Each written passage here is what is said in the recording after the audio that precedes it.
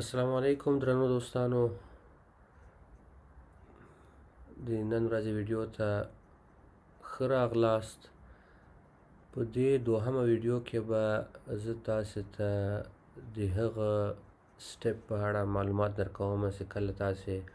د پوهنتون نه اډمیشن لیټر یا د داخلي خط لاسته راوړئ او داخله مو راسي، نو د هغه نه وروسته دویم سټپ چې تر ټولو مهم او اساسي سټپ ده او هغه د ویزې اخیستل دي. نو په دې هکله به نن موږ او تاسې خبرې کوو. د ویزې لپاره کوم اسناد ضرور دي، کوم هغه اسناد دي چې هغه باید موږ له ځانه سره ولرو په هغه ورځ چې موږ د ویزې اپوینټمنټ وي او سفارت ته ځو. نو هغه ما دلته ټول درته نوټ کړي دي په دې سلاید، د روان سلاید کې. او دا به اوس تاسو ته یو یو جدا جدا تشریح کوم او په دې هکله به مو پوه کوم کوم اسناد دي تر څو تاسې تیار سره بلد یئ او وکړای شئ چې په اسانۍ سره بیا آماده کړئ او د ویزې په ورځ یې له ځانه سره ولرئ. نو راځئ چې وګورو چې هغه کوم اسناد دي. تر ټولو اول د ویزې اپلیکیشن فارم ده چې دا د سفارت له ویب سایټ نه تاسې کولی شئ چې ډاونلوډ کړئ آنلاین او هغه پرنټ کړئ او هغه ټول ډک کړئ، خانه پورې یې کړئ او آخر کې باید امضا کړئ. دا د ویزې اپلیکیشن فارم ده چې ډېر زیات ضرور ده. د هغه نه وروسته دویم دلته ما لیکلي پاسپورټ اوریجنل باید له ځان سره ولرئ. د ویزې اپلیکیشن د ویزې اپوینټمنټ په ورځ بخښنه غواړم، او دوه دانې فوټوکاپیانې باید د پاسپورټ هم له ځانه سره ولرئ. او همدارنګه د ټولو اسنادو څخه وروسته د خبره بیا هم زه درته کوم چې فوټوکاپي د ټولو اسنادو هم ضرور ده. نو اوریجنل پاسپورټ، د هغه نه وروسته عکسونه 3 نه تر 4 قطعې عکسونه، که لږ زیات در سره ایسئ هم احتیاطاً ښه خبره ده، خو اقلاً له 3 نه تر 5 قطعې عکسو پورې باید له ځانه سره دا ولرئ او دا هم له ځان سره ایسئ. د هغه نه وروسته یو بلاک اکاونټ باید د مخکې له دې نه چې ویزا ته موږ حتی اپوینټمنټ واخلو باید ډېر وخت د کار پروسس موږ شروع کړی او یو بلاک اکاونټ باید جوړ کړو. او دغه بلاک اکاونټ هغه کنفرمیشن خط چې د ایمیل له لارې موږ ته راغلی د بانک له طرفه چې دا اکاونټ جوړ سو او ته اوس فعلا اکاونټ لري او په هغې کې تا 10,236 یورو اچولي دي. دغه کنفرمیشن لیټر باید پرنټ کړئ، دا هم له ځان سره یوسئ د ویزې اخیستو په ورځ، د ویزې د اپوینټمنټ په ورځ. نو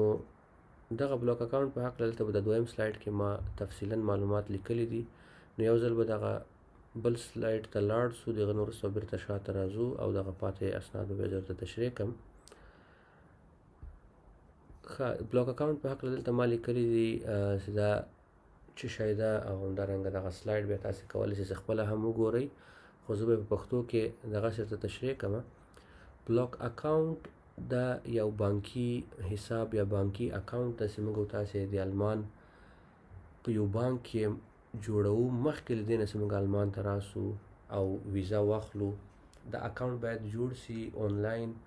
او په هغه کې 10,236 یورو دا باید موږ را ټرانسفر کړو، راویلیږو له افغانستان نه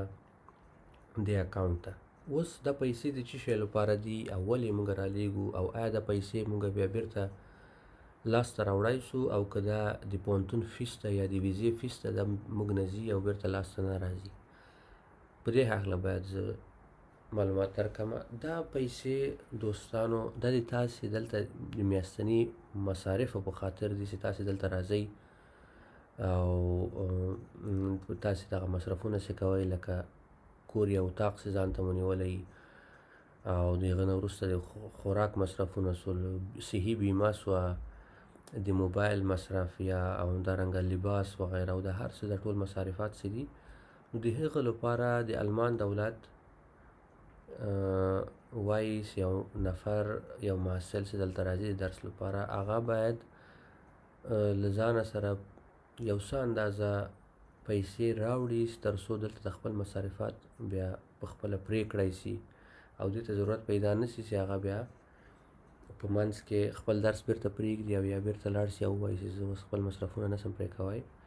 نو دا صرف په دغه خاطر دا پیسې موږ او تاسې بانک کې اچوو، اکاونټ جوړوو،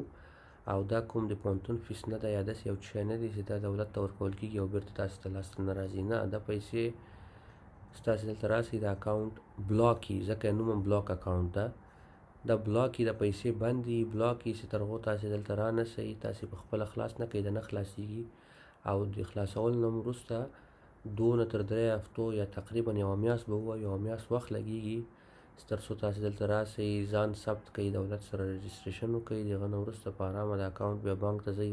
خلاصوئ، بیا تاسې کولی شئ دا پیسې بیرته له بانک نه راوباسئ. نو دلته به دا یوه خبره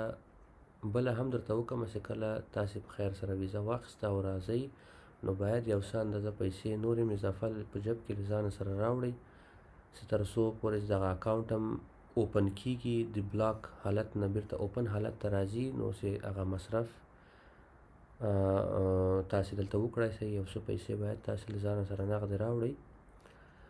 او دا ولې 10,236 روپۍ دي او دا څه قصه ده.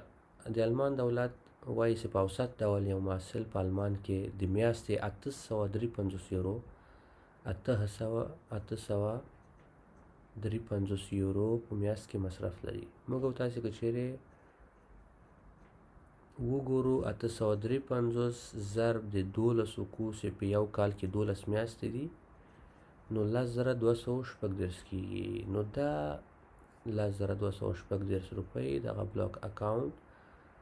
کې چې موږ اچوو، دا د موږ د یو کال مصرف ده. دلته د اوسېدو، د خوراک او د نورو مصرفاتو لپاره دا پیسې دي، دی صرف د یو کال لپاره. نو لکه څنګه مې چې مخکې وویلې، بیا هم درته وایم چې دا پیسې تاسې مصرفوئ یا نه مصرفوئ، دا تاسې کار دی، دا تاسې خپلې شخصي روپۍ دي، دا ضرور نه دي، یعنې دا جبري نه ده چې تاسې به حتما میاشت کې 853 یورو مصرفوئ. نه، شاید د تاسې مصرف ډېر کم واوسېږي نظر دې ته چې د مصرفاتو په هکله مې یوه بله ویډیو په نظر کې ده چې په آینده کې به هغه بیا زه جوړه کړم او اپلوډ به یې کړم، په مفصل ډول به معلومات درکړم چې څومره مصرف کېږي دلته د یو محصل په میاشت کې. نو دا پیسې لکه څنګه مې چې وویلې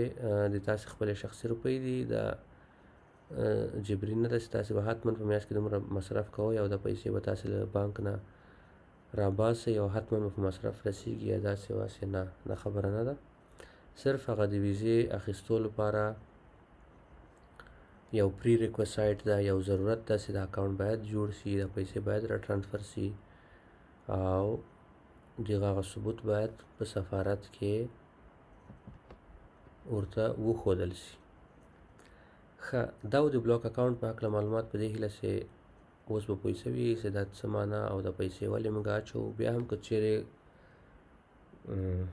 څه سوال لرئ نو په لاندې کمنټ کې راته ولیکئ، زه درته جواب کړم. که چیرې څه خبره ما نه پاته شوي او دلته ما د هغه یادونه نه یې کړي. د هغه نه وروسته ایډمیشن لیټر د پوهنتون د پوهنتون لخوا د داخلي خط چې موږ تاسو ته راغلی، هغه هم باید موږ تاسې پرنټ کو او د ویزې د اپوینټمنټ په ورځ له هغې پورته نور اسنادو سره باید هغه هم له ځانه سره ولرو او ځان سره یې یوسو. د هغه نه وروسته تذکره ده، اوریجنل تذکره، د پښتو تذکره باید موږ ولرو، او همدارنګه انګلیسي تذکره چې په انګلیسي هم ترجمه کړي او د وزارت خارجې نه هم باید ټاپه کړي. د وزارت خارجې ټاپه هم ضرور ده، نو د انګلیسي تذکره هم باید له ځان سره ولرو. د هغه نه وروسته د مکتب شهادتنامه ده. که تاسې د ماسټري لپاره راځئ نو د پوهنتون ډیپلوم هم ضرور ده او د مکتب شهادتنامه هم، او که د لیسانس لپاره راځئ نو بیا صرف د مکتب شهادتنامه، لیسانس سند خو بیا نه لرئ. د هغه نه وروسته دلته ما لیکلي انشورنس صحي بیمه به کوئ، په کابل کې کېږي، غالبا 1 کلنه صحي بیمه هغلته امکان لري سړی وکړي، او هغه صحي بیمه باید کړي په کابل کې، او د هغه هغوی له خوا نه چې کوم په حساب هغه کارډ یا هغه ورقه درکول کېږي هغه باید له ځانه سره ولرئ، هغه راوړئ. او د هغه نه وروسته لینګویج سرټیفیکیټ د ژبې سند ده، چې لکه څنګه مې چې په هغه اوله ویډیو کې درته وویلې، که چېرې تاسې د انګلیسي پروګرام لپاره راځي چې داسې یو رشته هم په انګلیسي ژبه باندې نو د آیلټس یا ټوفل سند سره ځان سره ولرئ د ویزې لپاره دا ضرور ده. او که چیرې د تاسې رشته په الماني ژبه وي نو د الماني C1 ټلک په نامه هغه C1 سرټیفیکیټ چې ده یا DSH ورته وایي DSH او یا هم ټسټاف چې هر یو له دغه دریو نه چې هر یو سرټیفیکیټ تاسې سره وي او هغه هم اخیستی یي هغه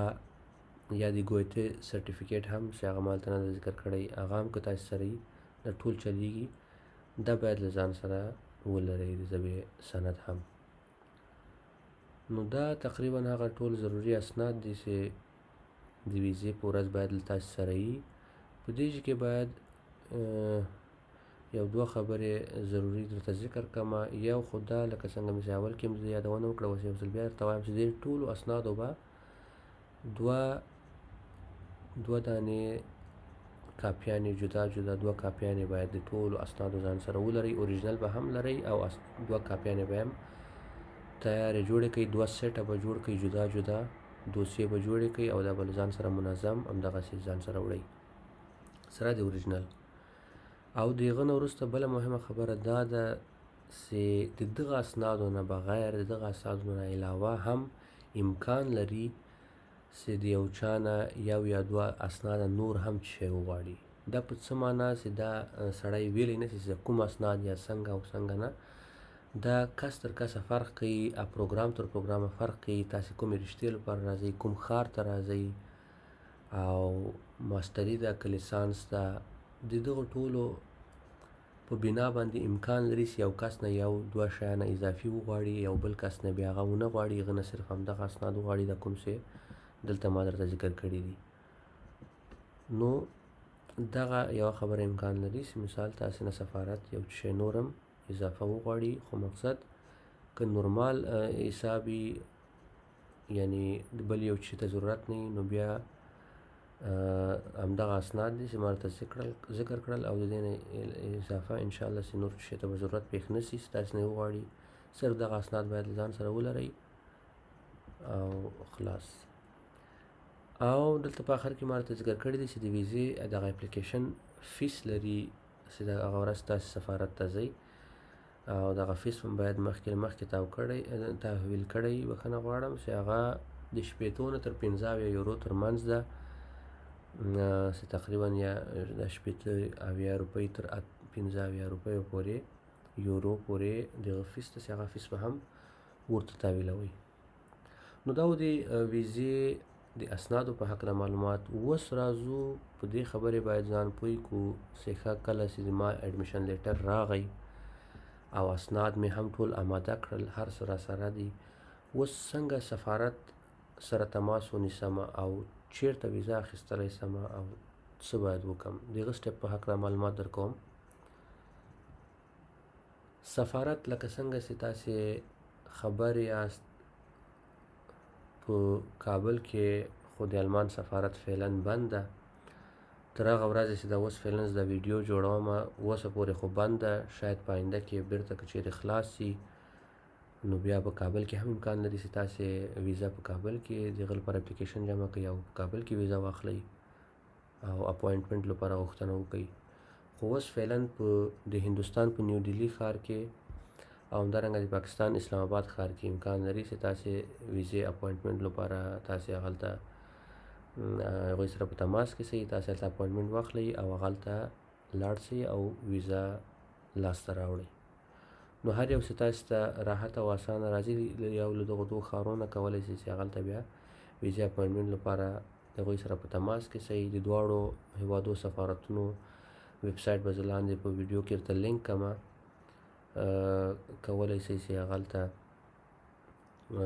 هغوی سره په تماس کې سئ. د ایمیل له لارې آنلاین کولی شئ تاسې هغوی سره په تماس کې سئ د اپوینټمنټ په هکله پوښتنه ترې کولی شئ او هغوی نه اپوینټمنټ اخیستلی شئ او د هغه نه وروسته چې بیا هر کله چې اپوینټمنټ و په همغه ورځ باید هغلته تاسې حاضر واوسېږئ آماده واوسېږئ او اسناد ورته تسلیم کړئ او د هغه نه وروسته به بیا انتظار کوئ تقریبا د 2 نه تر 3 میاشتو پورې وخت لګیږي چې د تاسې د ټول هر څه اسنادونه پروسس شي او تاسې ته ویزا ولګېږي او ویزا درکړل شي او بیا د ایمیل له لارې تاسې ته سفارت ایمیل کوي، د ایمیل له لارې درسره تماس نیسي چې د تاسې ویزا آماده ده، پاسپورټ مو آماده ده، بیا تاسې په هغه ورځ ورځئ او پاسپورټ هم بیرته راخلئ او ټول کارونه هم په خیر سره بیا سره خلاصیږي او تاسې سفر ته آماده کیږئ. نو دا وه دا یوه لنډه ویډیو د ویزې په هکله او د ویزې د اسنادو په هکله. په دې هیله چې ویډیو نه مو یو څه زده کړي وي. که څه سوالونه لرئ او که کومه موضوع له ما نه پاتې سوي، ما نه هیره سوي، نو کولی شئ چې په کمنټ کې راته ولیکئ تر څو د هغه په هکله بیا کومه بله ویډیو جوړه کړو په آینده کې، او بیا هم په کمنټ کې زه ورته جواب کړم. او همدارنګه د فیسبوک صفحه کولی شئ چې سره لایک کړئ، لاندې به زه لینک کړم په ویډیو کې،